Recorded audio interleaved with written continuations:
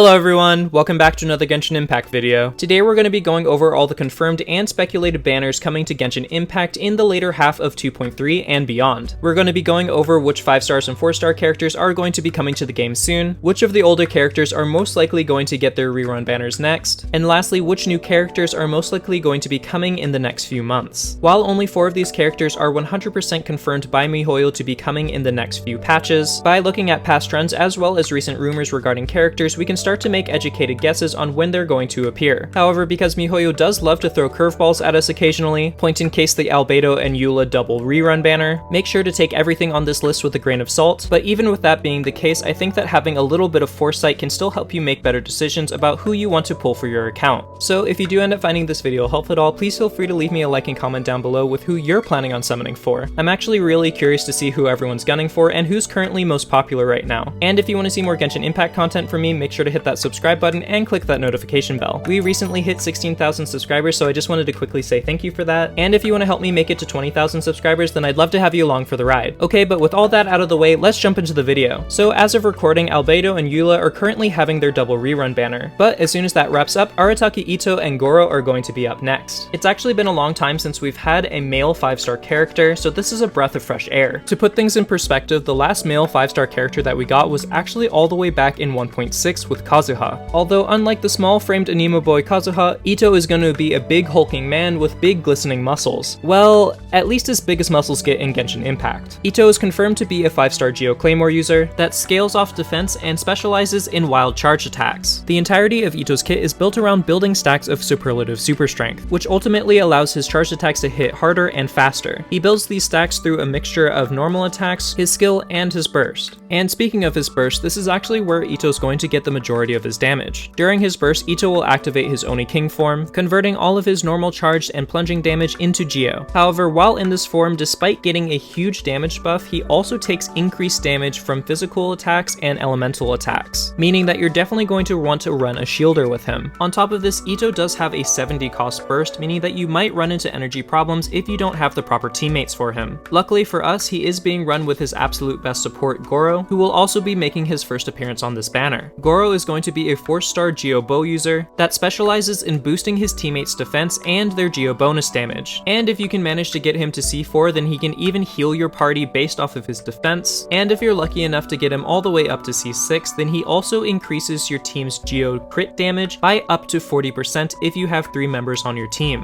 Gorou is a pretty hyper specialized unit, and currently the only characters that really want to be paired with him are going to be Albedo, Noelle, and Itto. Gorou is shaping up to be the quintessential Geo support unit, meaning that he's going to be a staple in just about every Geo team comp, but pretty much useless everywhere else. But should you summon for Itto and Gorou? Well, that's really up to where you are in the game. If you want a main DPS hyper carry, and you love Geo as an element, then you should definitely go ahead and summon for Itto. He's definitely going to be the strongest damage dealing Geo character in the game, and if paired with the right characters, he should be a force to be reckoned with. However, I think it's really important to mention that Itto is a very high investment character with very restrictive team comps. You're definitely going to want to farm the 4-piece opulent dream set for him, and as for teammates, you're definitely going to want Gorou on your team and at least one other Geo character. This way you can get all 3 buffs from Gorou. And speaking of Gorou, he only really pairs up with 3 characters like I mentioned earlier, meaning that if you don't have these 3 characters or don't plan on using these 3 characters, then he's just not worth pulling for. I think that it's also very important to note that both of these characters have all of their ascension materials located in Inazuma, so if you are a newer player, then you're not going to be able to level them up for quite a while. Therefore, I think that veteran players are going to have a great time with Itto, but newer players might end up struggling. So at the end of the day, I really think that it just comes down to where you are in Genshin and how much you like Geo as an element. I actually go into far more detail about Itto and Gorou in my last video, so feel free to go check that out if you're still struggling to decide whether or not they're worth it for you and your account. I'll leave a link up above and down below for you guys. Okay, and with that, we have 2.3 out of the way. So let's go ahead and jump into what miHoYo has planned for us in 2.4. At the beginning of 2.3, miHoYo gave us another taste of their drip marketing, announcing both Jin and Shenhe, meaning that we know for 100% sure that they are coming in 2.4. However, this is where the official information on these characters comes to an end, unfortunately. We can tell that they're both polearm users based on their official art, and we can even surmise that Jin is a Geo user and Shenhe is a Cryo user. However, there are still a lot of rumors floating around these characters, so let's dive into those. Just keep in mind to take everything with a grain of salt, considering that this hasn't been officially confirmed by MiHoYo. Let's go ahead and start with Yunjin. Yunjin is rumored to be a 4-star Geopolar Muser that scales both on HP and defense, and specializes in shielding and boosting the damage of her teammates' normal attacks. This in theory will make her an excellent teammate for characters like Itto and Noelle, who get the majority of their damage from their normal and charge attacks. As for Shenhe, she's rumored to be the highlight of her banner, being a Cryo 5-star Polar Muser, and like Yunjin, she's also rumored to be a support character. It's speculated that Shenhe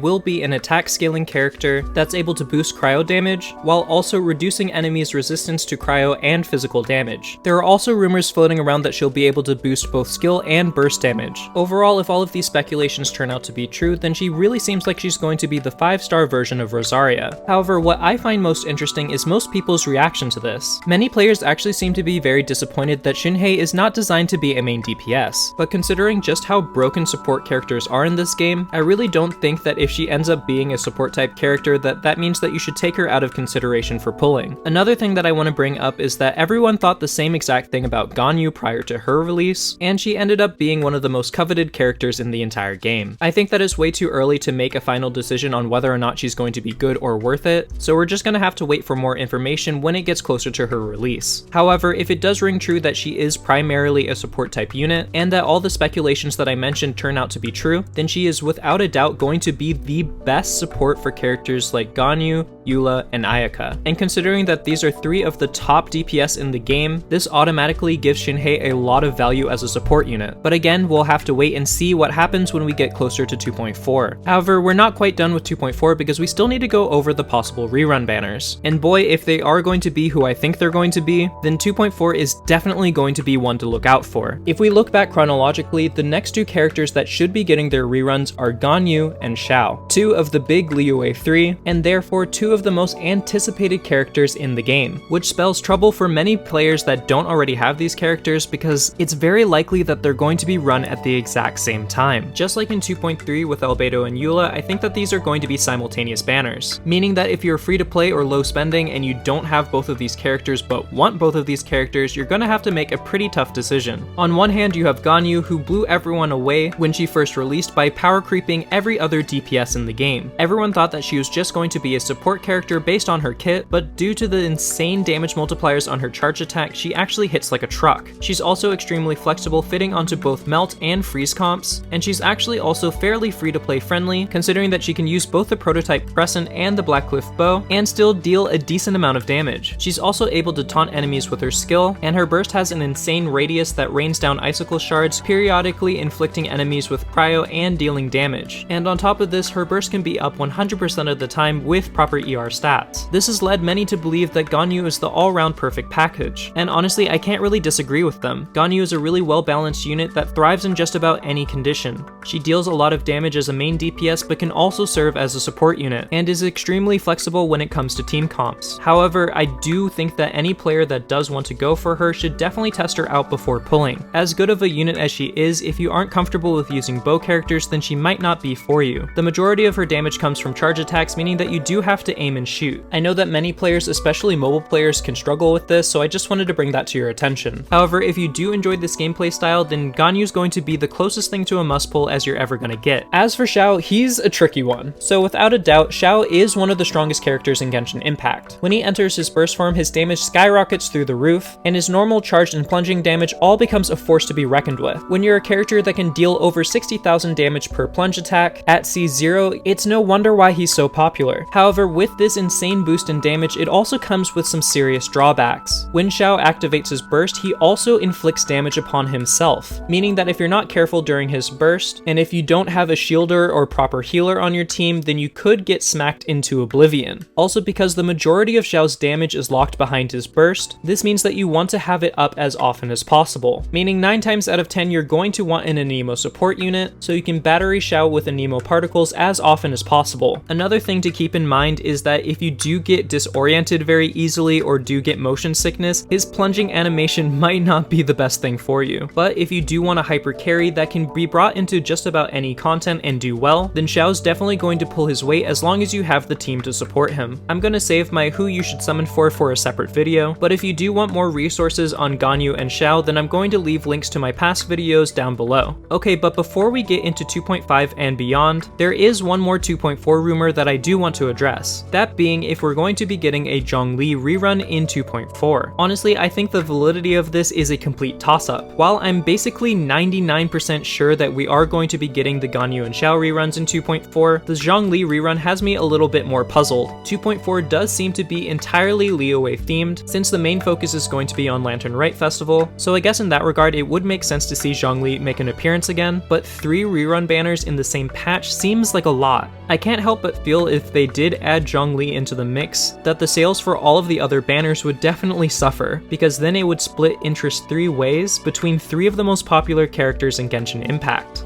This is definitely a rumor that I would take with a huge grain of salt and wait until we get a little bit closer to 2.4 to make any final decisions. Okay, but with 2.4 finally out of the way, we can finally get into the more speculative portion of the video, aka 2.5 and beyond. It has been speculated for a very long time now that Yae Miko will be coming out in 2.5, and honestly I'm actually pretty inclined to believe this. Yae Miko was introduced to us at the very beginning of our adventure in Inazuma, meaning besides Kazuha and Ayaka, she is the character that we've known the longest since being introduced to Inazuma. And what is Yae Miko commonly associated with? Cherry blossoms. And guess what patch 2.5 is going to be falling on? The in real life season when cherry blossoms bloom. miHoYo loves to tie real life events to in-game events, and consequently character banners. Point in case Xiao with the Lantern Rite Festival and Chinese New Year's, and Yoimiya with the grand fireworks show in Narukami, and the Oban Festival in real life. This means that it would be the perfect time to introduce Yae Miko into the game, dedicating this entire season to her debut. As for possible rerun banners during this time, I think that the most likely contenders are Kazuha, Ayaka, and Venti. Kazuha and Ayaka because they are the oldest Inazuma characters since they launched, back in 1.6 and 2.0, and as for Venti, I might be wrong on this, but I do think that this is very close to the Windbloom Festival in Mondstadt, which Venti is closely associated with. Obviously, this is pure speculation, but based off of old trends, I think that this is most likely. However, after 2.5, it starts to get very hazy, but there is one character that stands out that is probably going to be the main contender for 2.6. Kamisato Ayato. That's right, we might finally be getting Ayaka's brother in 2.6. I've never talked about Ayato before on this channel, largely because he's had very little presence in Genshin Impact outside of characters' voice lines. However, in one of Itto's most recent trailers, we actually did get a voice clip from Kamisato Ayato himself. I'll go ahead and play it right now.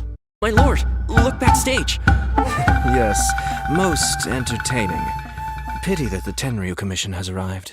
So yeah, this means that Ayato will be coming to Genshin Impact relatively soon, and considering that 2.6 is likely the last patch before we go to Sumeru, it makes sense that we would get one last Inazuma character right before we went into 3.0. So although we don't have official confirmation from miHoYo, I think that this is actually pretty likely. But again, since this is such a long way off, take everything with a grain of salt. As for reruns, I think it's actually very likely that we'll get Klee again, and with her the second coming of the Golden Apple Archipelago. Players that didn't play before 2.0 probably have no idea what I'm talking about, but all you really need to know is that this is a special region that was taken out of the game that might be making its second appearance in the summer of 2022. But as for who she would be paired up with, I have no clue, so I guess we'll just have to wait and see. And as we exit 2.6 and enter 3.0, we start to get into territory that's not easy to navigate. My best bet is that we're going to finally get our very first Dendro character, whether it be Baizhu or a completely new character. All I know is that everyone is desperately waiting for Dendro to finally be introduced into the game, and since Baizhu is canonically a Dendro user, I think that he's probably our most likely option. But as we know, miHoYo likes to throw curveballs at us, so I say the best course of action is just to be prepared for anything. But in terms of upcoming banners, I think that this is where we're going to end for the day. So far, all of my prediction videos have been about 90% accurate, so hopefully I can keep up my win streak with this one. If you did end up finding the video helpful at all, please feel free to leave me a like and comment down below. I'd greatly appreciate it since it does help me boost into the YouTube algorithm. And if you want to see more Genshin Impact content from me, make sure to hit that subscribe button and click that notification bell. But that's all for now. Until next time, best wishes.